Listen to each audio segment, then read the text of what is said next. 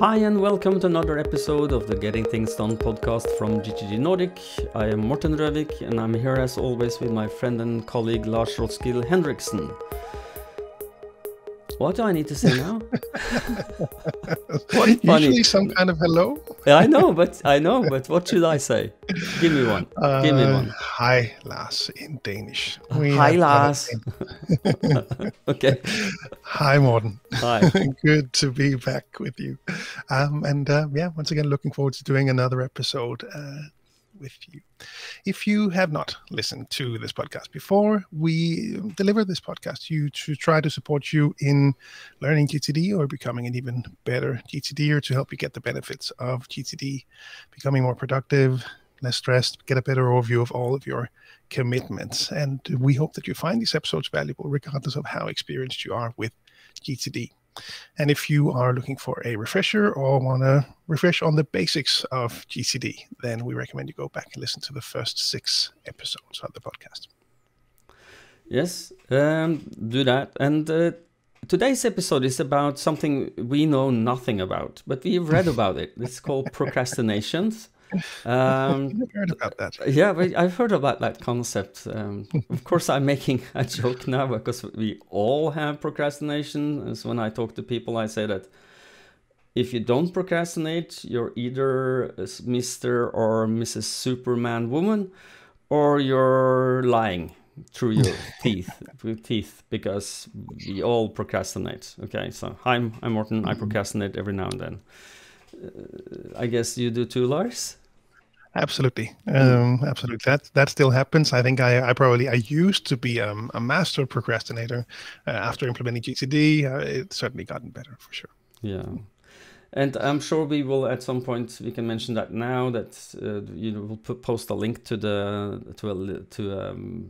maybe the most famous or infamous video on a TED talk from Tim Urban, Inside the Mind of a Master Procrastinator. I'm sure you would put that in the show notes, because if people, and then when you finish listening to us now or seeing us, then go see that video, because it's can procrastinate watching that video. Yeah, you can watch that video instead of working. Okay, so no, but what is procrastination? This is the feeling of something is uncomfortable for you to think about. You don't know how to solve it, maybe, but you're pushing it in front of you. And I try to make a kind of a physical image of this, because I know a lot of people have a physical, a kind of a manifestation of this. And if you do that, write us and tell us, what is your manifestation of procrastination? How does it look for you in your mind's eye? And I know a lot of people not recognizable when you said it's like a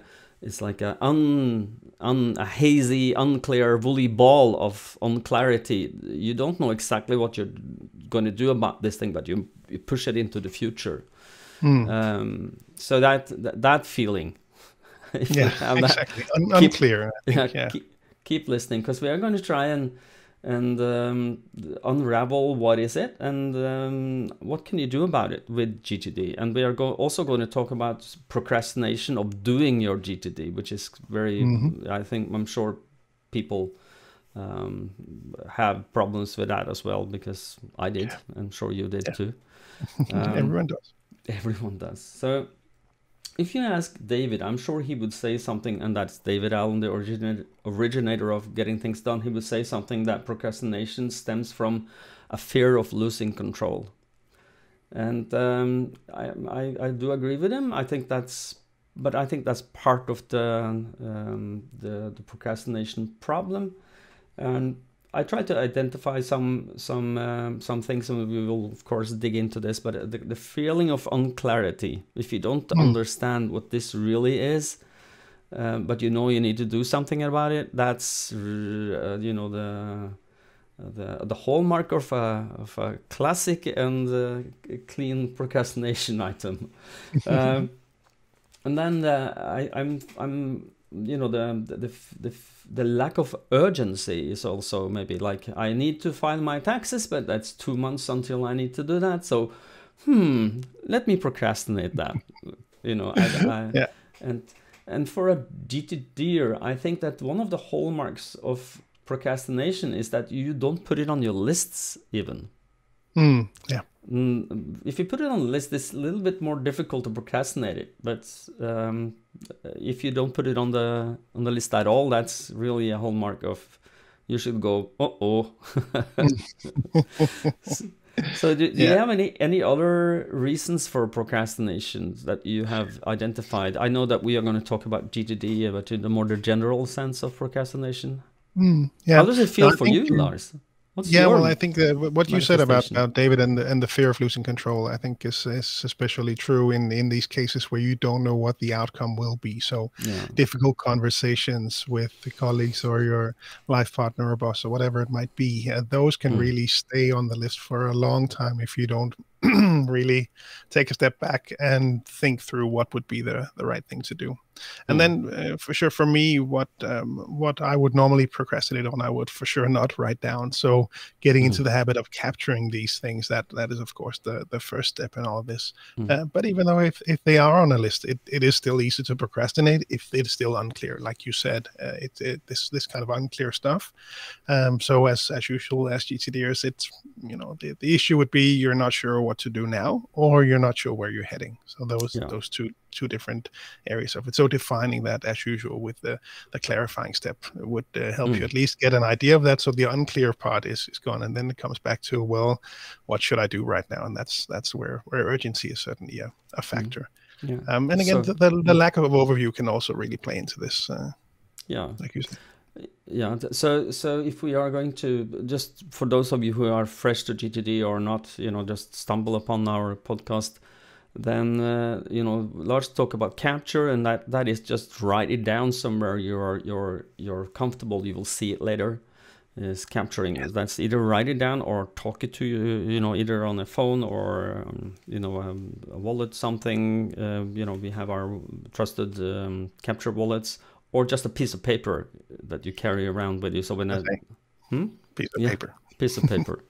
Which is unbeatable because it's fast, it's easy. But if one of the courses, your brain need to trust that you will see this later. So don't just write it on a napkin and then you will lose that napkin. That's you need to trust that your brain needs to trust that you're actually going to handle that later. So exactly. So that's capture. So that's one of the steps that you can do for make sure that you don't procrastinate. But do you see any other, in the wild, talk to people, general procrastinations? Should we just talk about, to give people a little feeling of bad conscience here, what is typical things that could be procrastinated? I talked about taxes, filing taxes. Yeah, it's probably travel expense I think reports. those could be the very near ones, things that you don't prioritize or see as actually adding value. So those things can, that admin kind of stuff that you actually have to get done.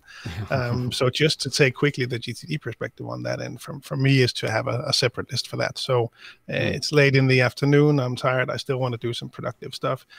Great to have a list for those kinds of things to get those out of the way and get those done, because they will tend to stay on the not so urgent, not so important list, and all of a sudden things, the fire is getting closer, so now you really have to get these things done. That's when you start to run around and put out those fires.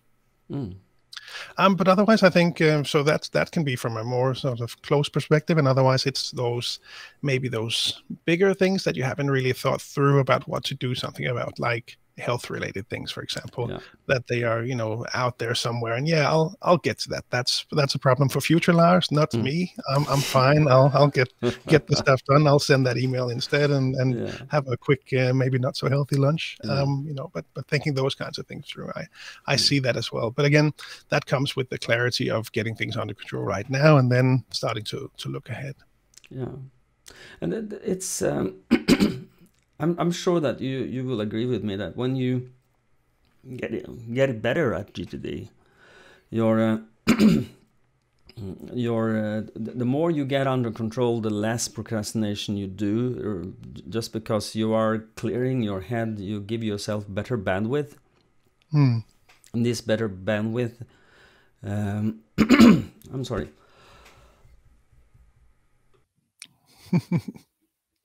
I'm sorry, this is live, more or less. We're not going to edit this, okay?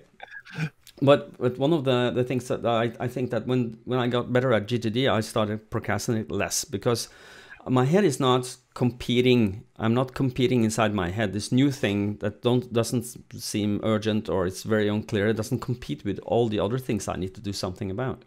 It's just really it's cleared, and when it comes into my brain, I can look at it and analyze it, you know, and ask myself, why am I procrastinating this? And I think that's one of the keys to when you get better at GTD, you will be better at asking, why is this not working? Why am I procrastinating? You get to know yourself better, which can be a fairly self-revealing exercise, and you get just to know your inner workings, which is interesting. Maybe you like what you see, or maybe you don't like what you see, but when you get to your horizons of focus, then later at some point you will be able to adjust if you want, if you see something. But so should we just move on to procrastination of GTD itself? You prepare something on this. What do you call that again? We call it limiting mindsets. Yeah, so I was thinking through as we were preparing for this this episode. I was sort of listing why do you procrastinate about parts of GTD, and three things came to mind as I was thinking through this. One being that we are all different human beings when it comes to our brains, what we are attracted to, how we naturally process information. So we see this, for example, when we coach people and include them in the Kairos cognition survey. We see how people's brains adapt and handle and manage information differently. So we will naturally be drawn to different aspects of GTD depending on how your brain works. So really, whether you're more associative or sequential, there will be steps in GTD that will be easier for you, or that will be harder for you. So we will, typically have, to simplify this, of course, we would have people that are really, system oriented, really happy with their lists and very much focused on that and tweaking that area, really thinking next actions. And we will have the more visionary people that are very happy to come up with ideas, fill up that inbox with all kinds of great stuff, but maybe have a tendency not so much to want to process it, because that really requires brain power for them to engage in. Yep. So that can certainly be, there will be aspects of GTD that you're more naturally drawn to. You need, of course, all 5 steps to make this whole thing work, but there will be aspects of GTD where you need to add some more willpower in order to get through that. So that might be one area.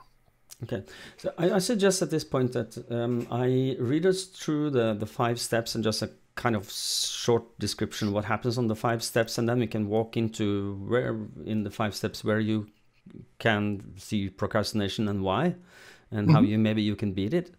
So the first step is called capture, where you will capture everything that has your attention that you might want to do something about, or you will do something about, or you have a worry about. So there's 3 categories, and you will write things down somewhere. Your brain trusts it sees it later, and then it stays out of your brain, your brain or your thoughts.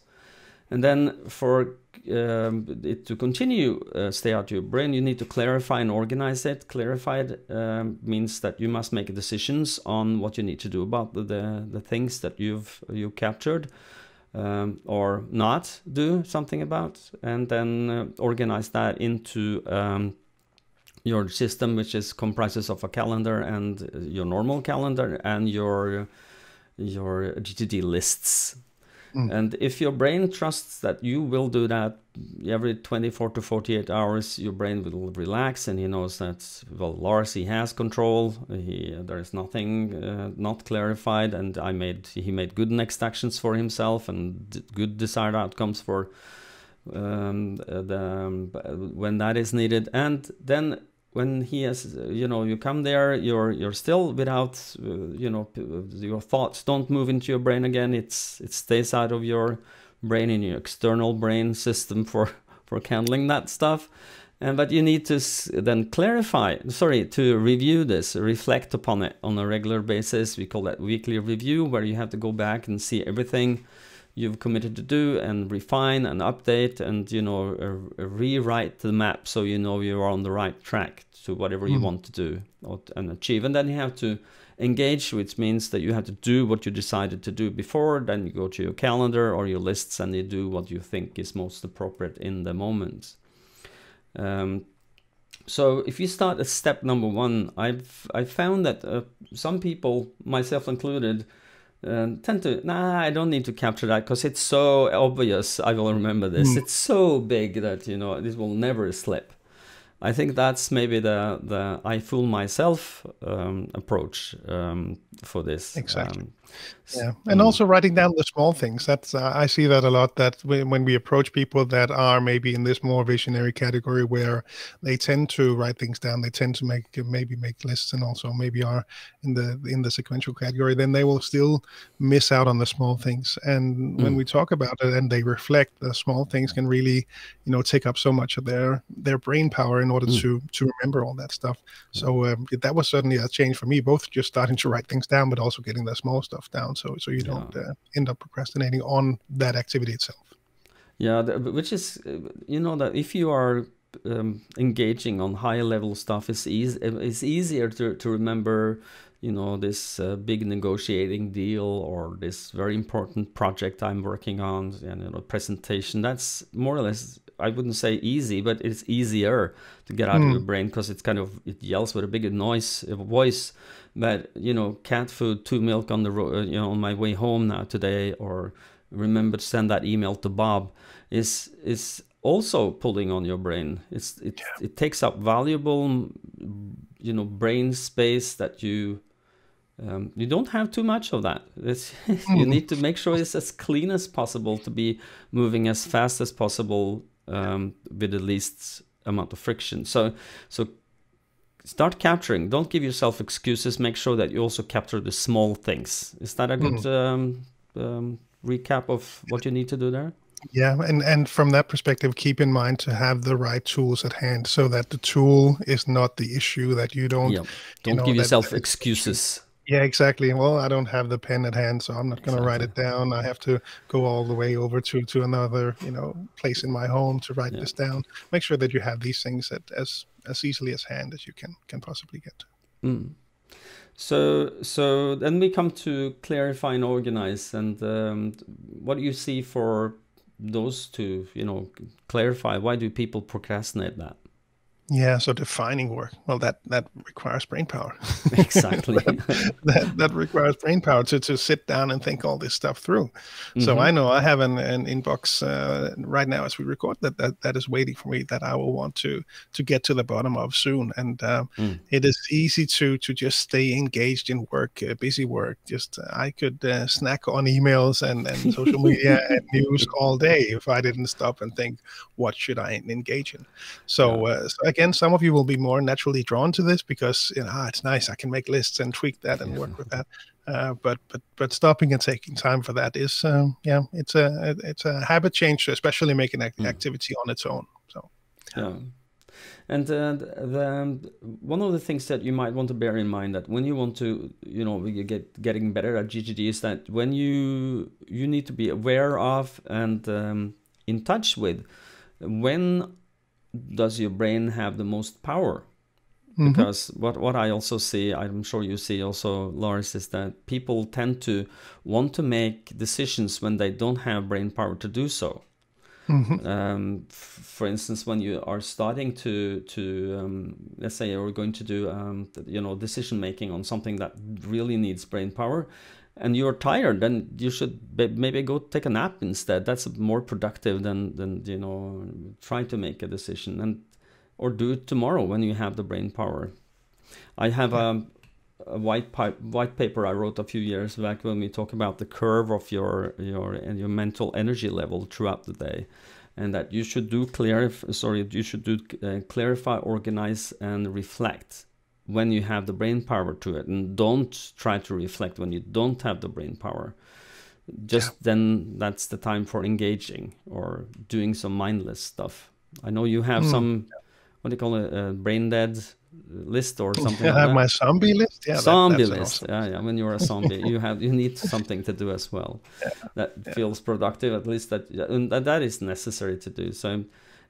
So procrastinating, making decisions can actually be a good thing, because if you try to make decisions when you're really tired, you will not make the decision with your frontal cortex, where all your common sense lives and your wisdom lives, but you will start making decisions on in the feelings, the amygdala part of your brain, which more is your Neanderthal part, where you fall back on default. What did I do last year, instead of reflecting what do I need to do now on this.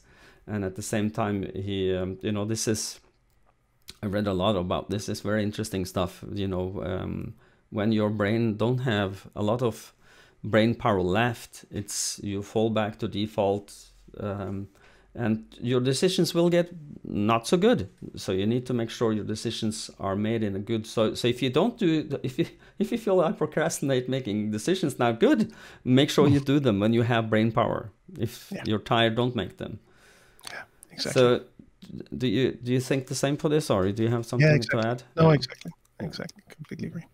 So and one of we've been hammering this point in this podcast for some time, is that when if you don't clarify, you're setting yourself up for failure, for your GTD system will be filled with unclear stuff, and you will start procrastinating, looking at your lists, which brings us to organize. That when you organize things in your lists, what do you see for procrastination there? I will maybe tend not to actually use those lists is the first thing that comes to mind. I have at least one person that I'm working with right now where the procrastination can actually be too much focus on one inbox maybe. So they'll tend to really stay on top of email, but not really then getting to their lists and working on that. So from an organizational perspective, to keep in mind that you have the right lists and you know how to use them efficiently is probably the two key things that come to mind here. I'll just leave this in the inbox. Maybe I'll add a label or something so I know it goes in the right place. The organized step is not completed, which again leads to more work in the end. Yeah. And you have to think when you are, the GTD discrete 5 steps is for the decision making happen in one step, where you decide how to do something, you decide what to do and how to do it, and physical, visible next action.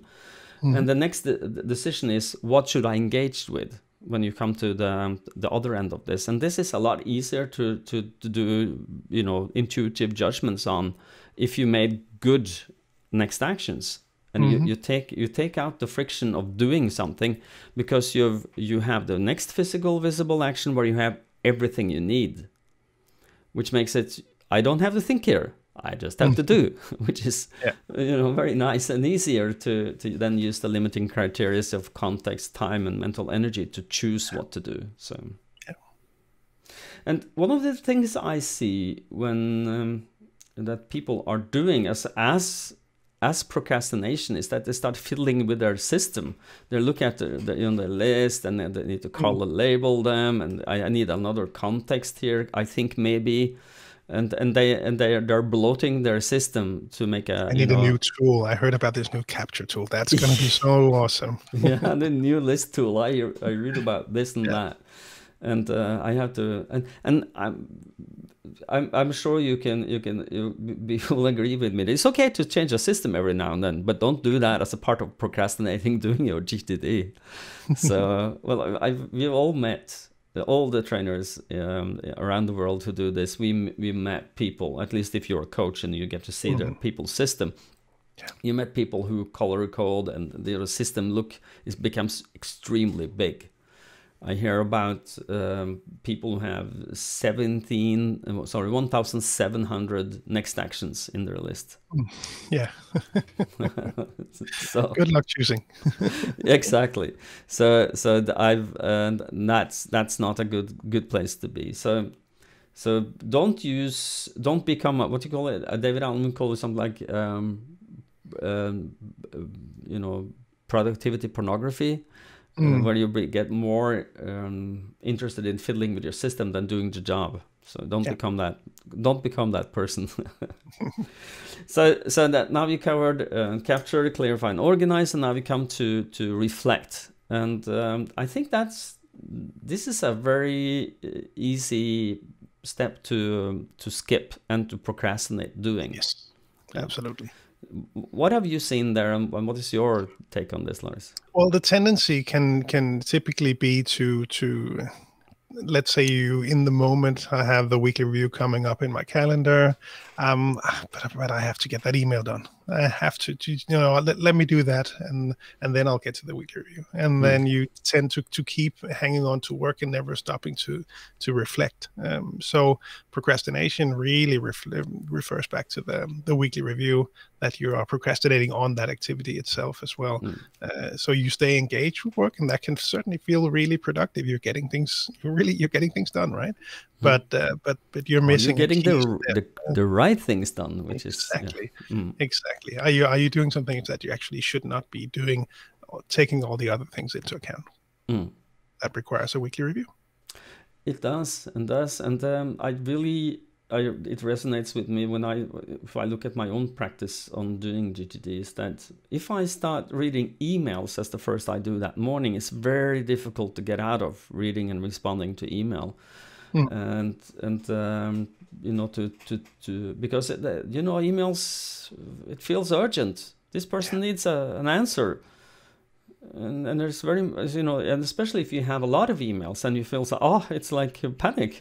I have to do this before I can do my weekly review, which is then you take all your uncertainty with you into these emails, because you will have some uncertainty on what's in my list, what's in my calendar. I don't have the overview. I don't have full control of what I've committed to, and to get to that first. And one of the last things I do is to in my weekly review is to because weekly review are supposed to be tailored to you, as long as you don't forget some of the steps.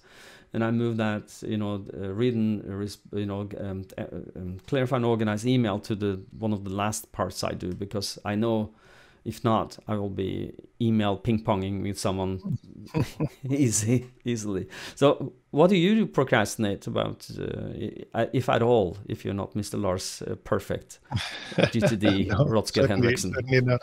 No, certainly not. No, and I think I've mentioned it in previous episodes as well, that my name is Lars, and I'm an email snacker. I really do tend to. It's still so interesting because you don't know what's in there. You could have won the lottery. There could be, fantastic things in there. Clients that want to book you for 100 seminars. You never know what's in there. That kind of random positive reinforcement, right? I think that's the term, that you don't know what's in there, and it can happen on social media as well. I think it's something that I'm focused on getting much better at, but it's still something that I feel I could be doing better. So that's probably the key area for me. But you can be, you can procrastinate on all three different types of work. You could be procrastinating by always just managing all the stuff that shows up, unplanned work, just grabbing that. Oh yeah, I'll run after that, as opposed to clearing out your inboxes or doing stuff from your lists, or it could be one of the other ones as well. So that's some of the things that I've been working on for the last couple of years, I think, is to be more aware of that choice in what to engage in at that moment. One of the things that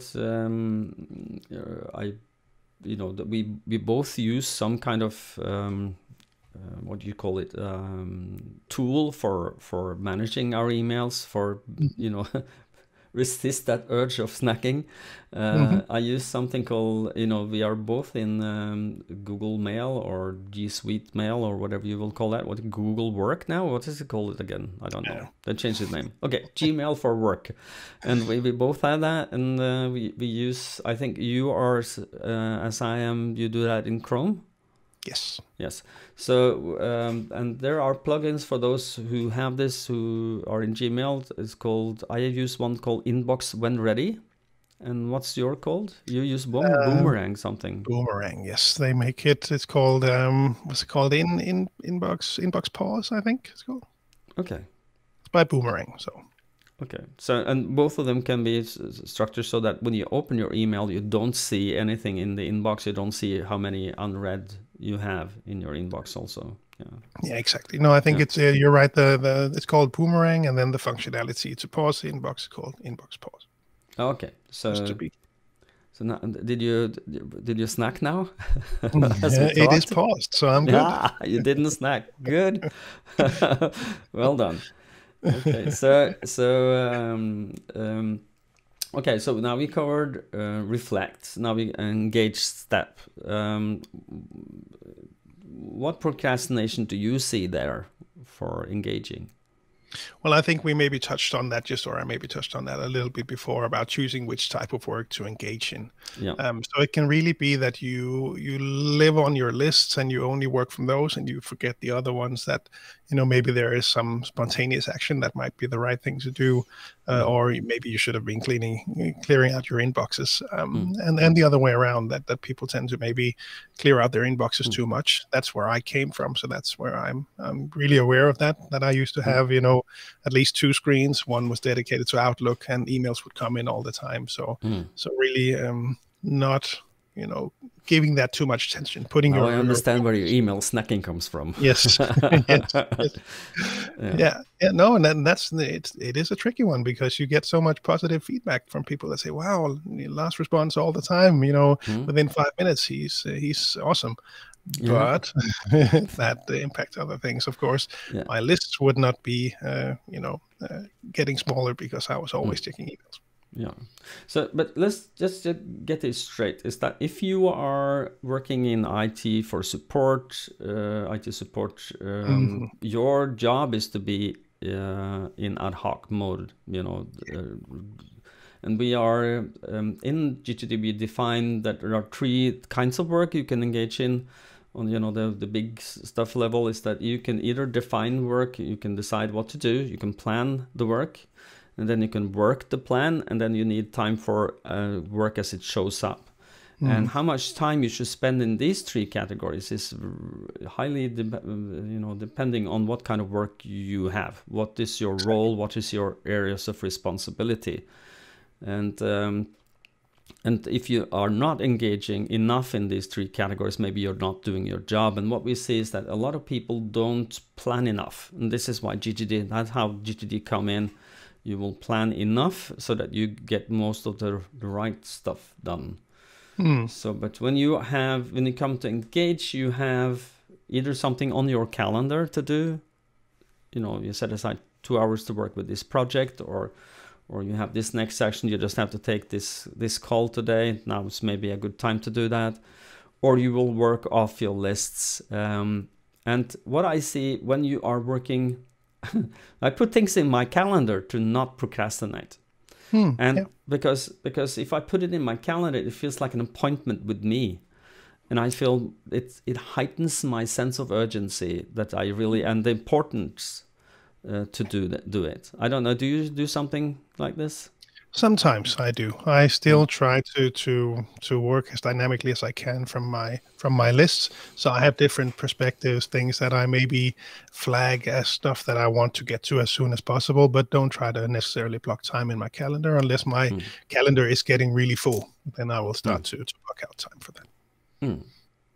So if you can use your calendar as an anti-procrastinating tool if you use it correctly, or I'm not saying I'm using it correctly, but it works for me to put things in there. But when it comes to your lists, one of the things I see when people procrastinate doing things from their list, it's mainly 2 reasons. I don't know if you can supply with some other, but one is that things are not clarified.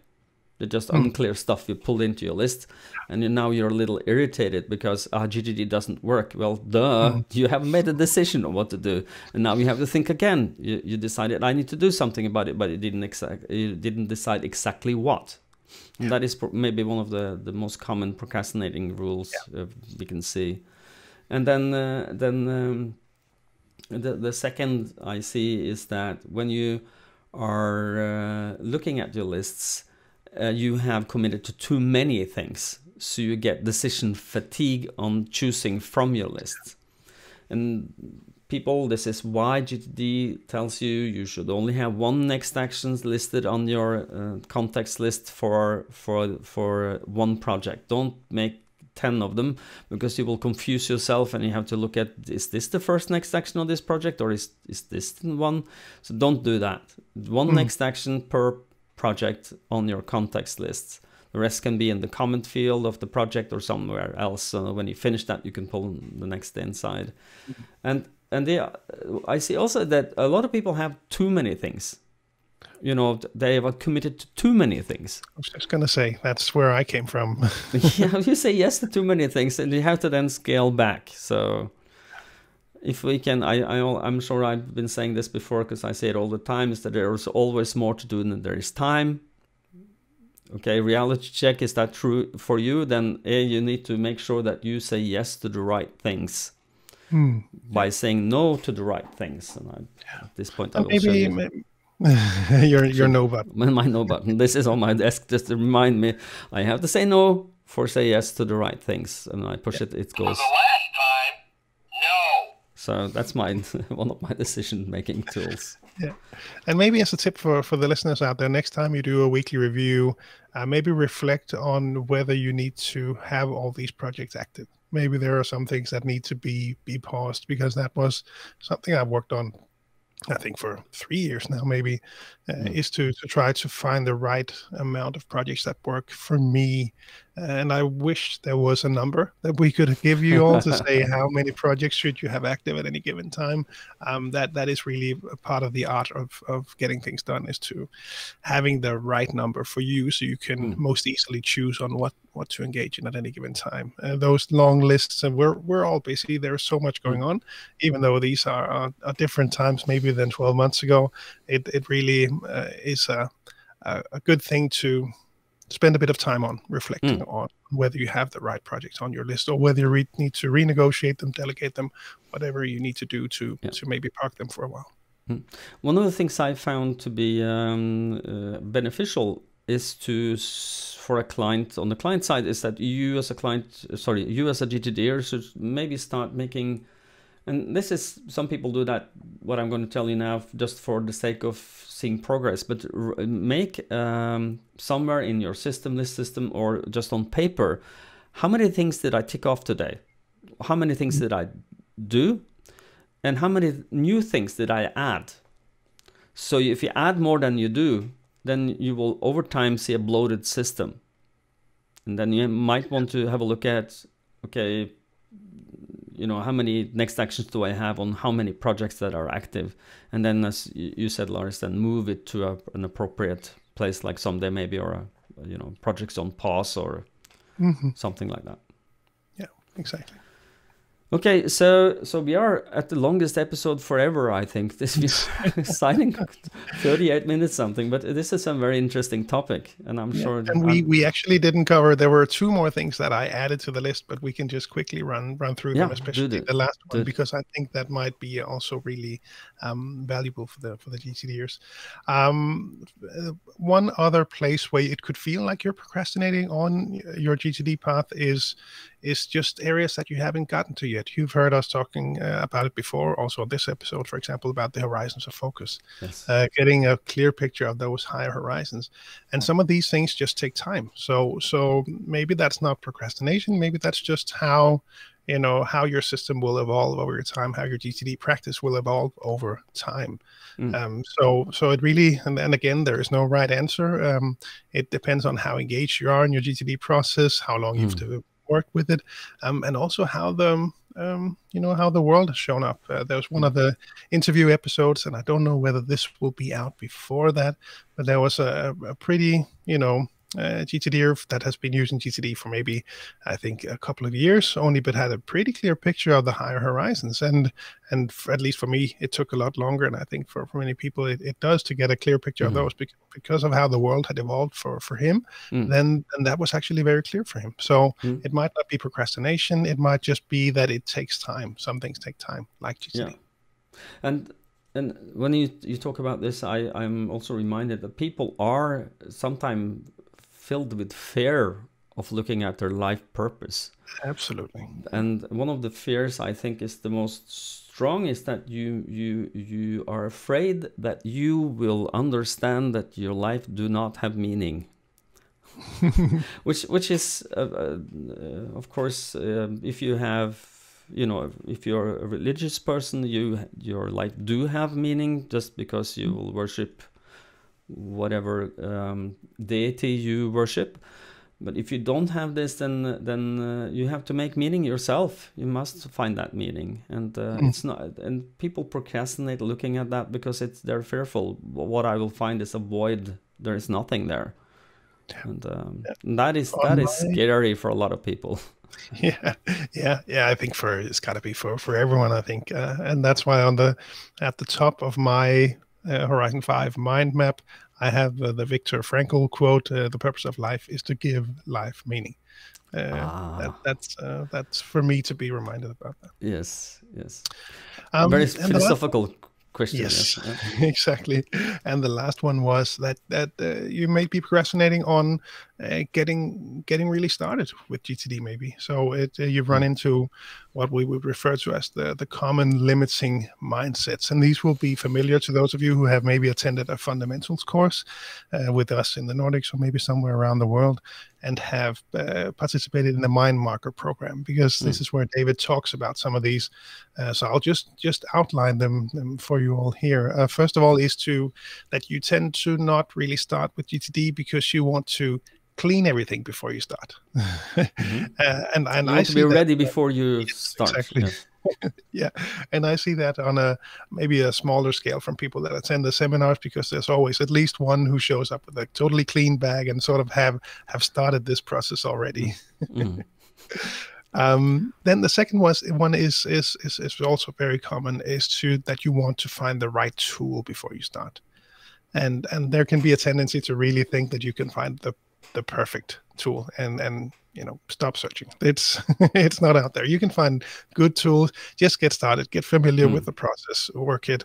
Then maybe sometime later, as you said, there's nothing wrong with changing your tools, but maybe don't start off searching for the perfect tool right now. It's not out. Doesn't exist. The third one is that you don't see the value immediately. So you've read the GTD book, you've started, you have added a couple of things to the inbox, started to make some lists, but don't see the full value. And it takes time. It takes time to familiarize yourself with the habits. It becomes more easy over time. Getting that system built up can really take a long time. You have a whole life going on when you start GTD. Getting all that stuff set up in a system and working that process just takes time. So the value shows up as you evolve that process and that system. Number 4 is that you don't know where to start. That could also be, from a different perspective. You really don't know where the right place is to start. And it's true that GTD is a very complete system. And as you have a whole life and start to look around, where should I start? That's certainly an understandable reaction to this. So the simple answer is start anywhere. Just start. Start to build it, and then you will start to get a feeling of how the system should work for you. And the last one, you don't see the value of a weekly review. And that really, again, also comes back to working the process. I think for me, the weekly review did not give that much value when I started with GTD.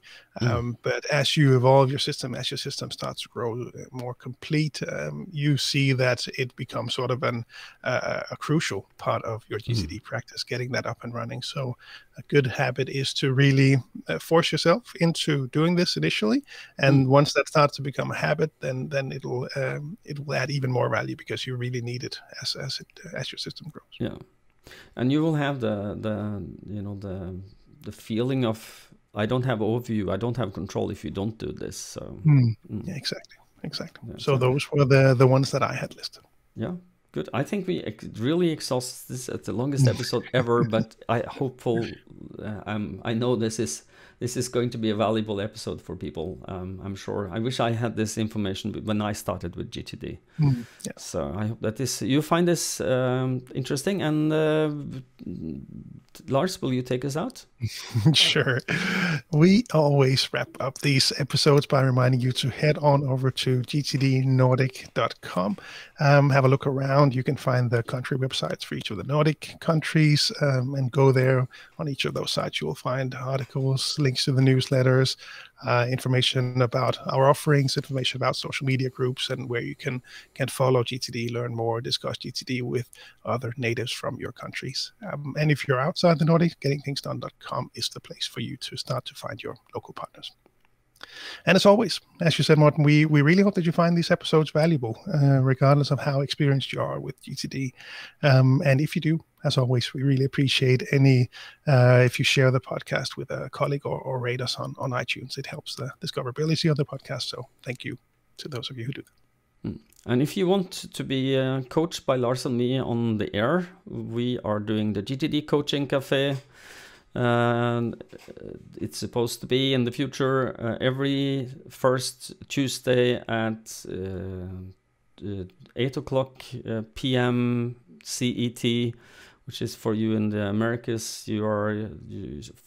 I'm sure you're sleeping at that point, but for the rest of Europe and the world, please join us if you want to have your GTD journey addressed. Where are you? What can we do to help you?